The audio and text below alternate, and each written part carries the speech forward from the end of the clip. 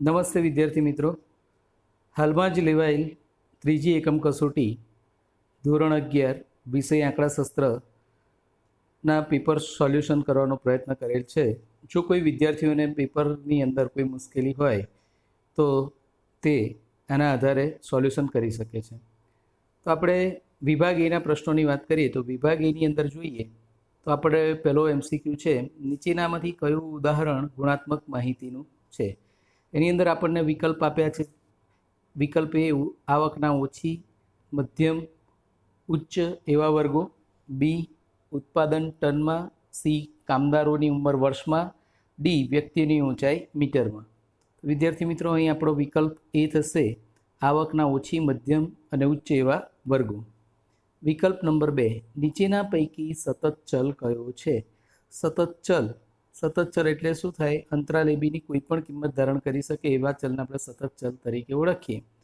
તો પુસ્તકમાં પાના દીઠ ભૂલની સંખ્યા, વિકલ્પ એ. વિકલ્પ બીની અંદર કારના ઉત્પાદનની સંખ્યા, સી માર્ગ પરના અકસ્માતોની સંખ્યા અને ડી વ્યક્તિની માસિક આવક. તો સતત ચલની અંદર આપણે જોઈએ તો વિકલ્પ ડી વ્યક્તિની માસિક આવક આપણો જવાબ થશે. નંબર 3, નીચેનામાંથી કયા સંજોગોમાં મધ્યક શોધી શકાતો નથી? તો વિકલ્પ એ વર્ગ લંબાઈ અસમાન હોય, બી ખુલ્લા છેડાના વર્ગો હોય, સી વર્ગોની સંખ્યા 5થી વધુ હોય અને ડી અનિવારક પ્રકારના વર્ગો હોય. તો એની અંદર આપણે જોઈએ તો વિકલ્પ નંબર બી ખુલ્લા છેડાના વર્ગો હોય. આપણે ખ્યાલ છે થિયરીની અંદર આપણે જોયું કે ખુલ્લા છેડાવાળા આવૃત્તિ વિતરણ હોય તેનો મધ્યક શોધી શકાતો નથી. તો વિદ્યાર્થી મિત્રો, અહીં આપણે 3 વિકલ્પોનું કામ પૂરું થયું. વિભાગ બીની અંદર વાત કરીએ તો વિભાગ બીની અંદર થિયરીના કેટલાક પ્રશ્નો છે. તેની અંદર પહેલો એટલે કે વિભાગ બીની અંદર ચોથો પ્રશ્ન જોઈએ તો પ્રાથમિક માહિતી એકત્રિત કરવાની રીતો જણાવો. બરાબર, તો પ્રાથમિક માહિતી એકત્રિત કરવાની જે રીતો છે એ રીતોના નામ આપણને ખ્યાલ છે. કઈ કઈ રીત છે? તો પ્રાથમિક માહિતી એકત્રિત કરવાની રીતો આપણે જોઈએ તો પ્રત્યક્ષ તપાસની રીત, પરોક્ષ તપાસની રીત અને પ્રશ્નાવલીની રીત. તો આ 3 મુખ્ય રીતો પ્રાથમિક માહિતી એકત્રિત કરવાની રીતો છે. ત્યાર પછીનો પ્રશ્ન આપણે જોઈએ તો પાસેના સ્તંભોની આકૃતિ ક્યારે દોરવામાં આવે છે? 5મો પ્રશ્ન આપણને આપેલો છે. તો એને આપણે સમજીએ તો જ્યારે વિવિધ વસ્તુ, સ્થળ કે સમય માટે એક કરતાં વધુ લક્ષણની માહિતી એકઠી કરેલી હોય ત્યારે તે માહિતીને આકૃતિમાં દર્શાવવા માટે પાસેના સ્તંભો દર્શાવતી સ્તંભાકૃતિનો ઉપયોગ કરવામાં આવે છે.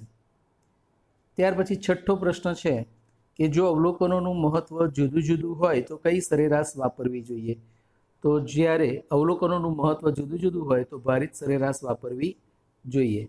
ત્યાર પછી 7મો પ્રશ્ન છે આપણી જોડે કે કઈ પરિસ્થિતિમાં ગુણોત્તર મધ્યક શોધી શકાતો નથી? તો જો કોઈ અવલોકનની કિંમત ઋણ હોય તો ગુણોત્તર મધ્યક શોધી શકાતો નથી. તો વિદ્યાર્થી મિત્રો, અહીં વિભાગ બી સુધીનું કામ પૂરું થાય છે. હવે વિભાગ સીની વાત કરીએ તો વિભાગ સીની અંદર દરેક પ્રશ્ન 2 માર્ક્સના છે. તો 8મો પ્રશ્ન આપણે જોઈએ તો ગુણાત્મક માહિતી અને સંખ્યાત્મક માહિતી વચ્ચેનો તફાવત સ્પષ્ટ કરવાની વાત છે. તો 8મા પ્રશ્નના જવાબમાં વારાફરતી જોઈએ તો ગુણાત્મક માહિતી અને એક બાજુ સંખ્યાત્મક માહિતી. તો એમાં પહેલો મુદ્દો, ગુણાત્મક ચલ પરથી મેળવેલ માહિતીને ગુણાત્મક માહિતી કહે છે, જ્યારે સંખ્યાત્મક ચલ પરથી મેળવેલ માહિતીને સંખ્યાત્મક માહિતી કહે છે. નંબર 2, ગુણાત્મક માહિતીના અવલોકનો સંખ્યામાં દર્શાવાતા નથી, જ્યારે સંખ્યાત્મક માહિતીના અવલોકનો સંખ્યામાં જ દર્શાવાય છે. બંનેના ઉદાહરણ લઈ લઈએ ત્રીજા મુદ્દામાં. દાખલા તરીકે ગુણાત્મક માહિતીની વાત કરીએ તો વિદ્યાર્થીની જાતિ, શિક્ષણનું માધ્યમ, આર્થિક સ્થિતિ વગેરે ગુણાત્મક માહિતીના ઉદાહરણ છે, જ્યારે વિદ્યાર્થીનું વજન, ઊંચાઈ, દિવસનું તાપમાન વગેરે સંખ્યાત્મક માહિતીના ઉદાહરણ તરીકે આપણે લઈ શકીએ છીએ. તો વિદ્યાર્થી મિત્રો, અહીં આપણે 2 માર્ક્સનો સવાલ છે તો એટલીસ્ટ 3 મુદ્દા તો આપણે એના લખીશું જ. ત્યાર પછી 9મો પ્રશ્ન.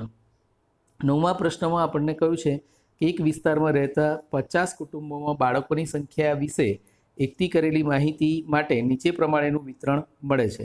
તો બાળકોની સંખ્યા અને કુટુંબોની સંખ્યા આપી છે ને એના માટે પરથી વધુ પ્રકારનું અસતત સંચય આવૃત્તિ વિતરણ મેળવવું છે. તો સૌથી પહેલાં ટાઇટલ લખી દઈએ કે થી વધુ પ્રકારનું અસતત સંચય આવૃત્તિ વિતરણ.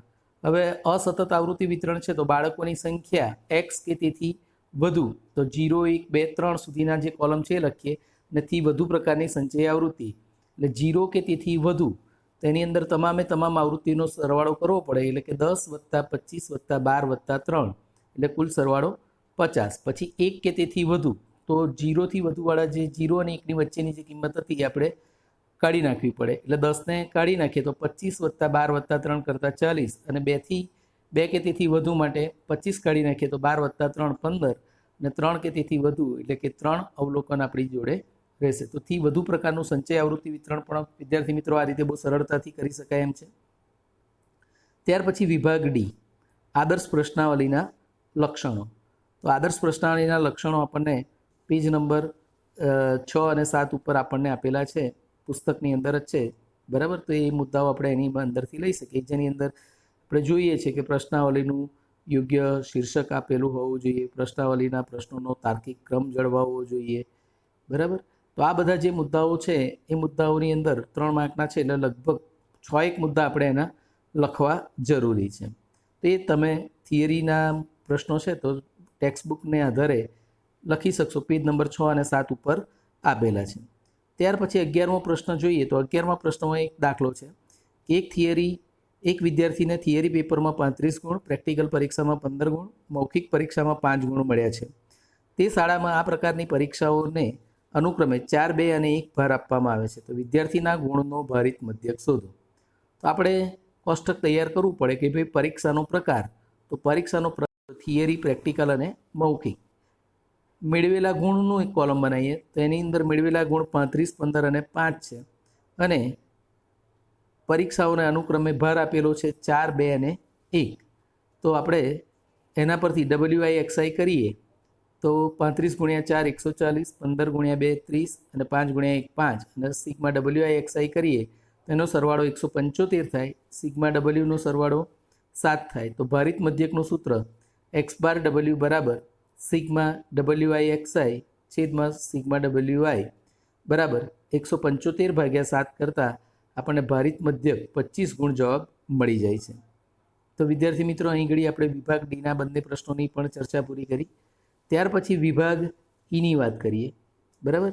તો વિભાગ ઈની અંદર આપણે જોઈએ તો વિભાગ ઈની અંદર આપણે 12મો દાખલો પુસ્તકની અંદર જ સ્વાધ્યાય 2.2નો દાખલા નંબર 5નો દાખલો છે, બરાબર.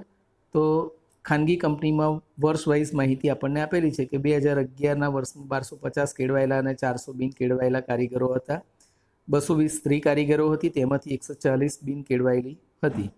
તો વર્ષ 2011ની માહિતી આપણે આ રીતે 3 ગુણધર્મો આપણે જોઈએ. એક તો વર્ષ, તાલીમ અને જાતિને ધ્યાનમાં લઈ અને આ કોષ્ટક તૈયાર કરવાનું છે. એ પ્રમાણેનું કોષ્ટક તૈયાર કરી અને આપણે કોષ્ટકના બધા જ જરૂરી ખાનાની વિગતો, વર્ષ વાઇઝ વિગતો વાંચી અને આપણે એ કામ કરી શકીશું. અને એના માટેની જે જરૂરી ગણતરીના સ્ટેપ છે, નોર્મલ ગણતરી છે, બરાબર, પ્લસ માઇનસ કરવાના, આપેલી વિગતો ખાનામાં ભરાઈ જાય પછી બાકીના ખાનાઓની ગણતરી લગભગ 2-1 વર્ષની બતાવી દેવાની, બાકીના 2 વર્ષની ગણતરી આપણે જાતે ભરીને પણ લખી શકીએ. અને ત્યાર પછી દાખલા નંબર 13, તો કોઈ એક ઝોનમાં આવેલી જુદી જુદી કંપનીઓના વાર્ષિક વેચાણ વેરાનું વિતરણ આપેલું છે. કંપનીઓના વેચાણ વેરાનો મધ્યક શોધો. તો વેચાણ વેરાનો મધ્યક શોધવો હોય તો અહીં આપણે જોઈએ તો 0 થી 10, 10 થી 20, 20 થી 30, 30 થી 50 અને 50 થી 70, એટલે કે અસમાન વર્ગલંબાઈવાળું આવૃત્તિ વિતરણ આપણને આપેલું છે. તો એની અંદર આપણે કોષ્ટક બનાવી દઈએ. કંપનીઓની સંખ્યા, વર્ગીકૃત સતત આવૃત્તિ વિતરણ છે એટલે આપણે શેની જરૂર પડે, તો મધ્ય કિંમતની જરૂર પડે. તો મધ્ય કિંમત લઈ લઈએ 5, 15, 25, 40 અને 60, અને એના પરથી FIXIનું કોલમ બનાવી અને FIXIની કિંમતો લઈએ તો 3 × 5 એટલે 15, 14 × 15 210, 32 × 25 એટલે 800, 40 × 40 1600, 21 × 60 એટલે 1260, અને આ બધાનો સરવાળો કરીએ તો 3885 આપણને મળે છે. તો એના આધારે વેચાણ વેરાનો મધ્યક શોધવું હોય તો વેચાણ વેરાનો મધ્યક x બાર બરાબર સિગ્મા FIXI છેદમાં n અથવા તો સિગ્મા FI. તો 3885/110 કરતાં આપણને 35.32 રૂપિયા એવો આપણને વેચાણ વેરાનો મધ્યક જોવા મળે છે. તો વિદ્યાર્થી મિત્રો, અહીં આપણે પેપરનું સોલ્યુશન આપવાનો એક નાનકડો પ્રયત્ન કર્યો છે. દરેક વિદ્યાર્થીને ખ્યાલ આવશે. એમાં જો કોઈને કોઈ મુશ્કેલી પડી હોય કોઈ દાખલાની અંદર તો તમે આના આધારે સોલ્યુશન કરી શકો છો. આભાર મિત્રો. કસોટીના પ્રશ્નપત્ર જેમ બને એમ ઝડપથી જો જમા ના કરાયા હોય તો એ વિદ્યાર્થીઓ જમા કરાવી દેવાના છે. આ સાથે હું તમારે નીચે એની PDF પણ મોકલી આપીશ, એટલે જેવું કોઈ વિદ્યાર્થીને લખવામાં કોઈ મુશ્કેલી હોય તો એ લખી શકશે. આભાર મિત્રો.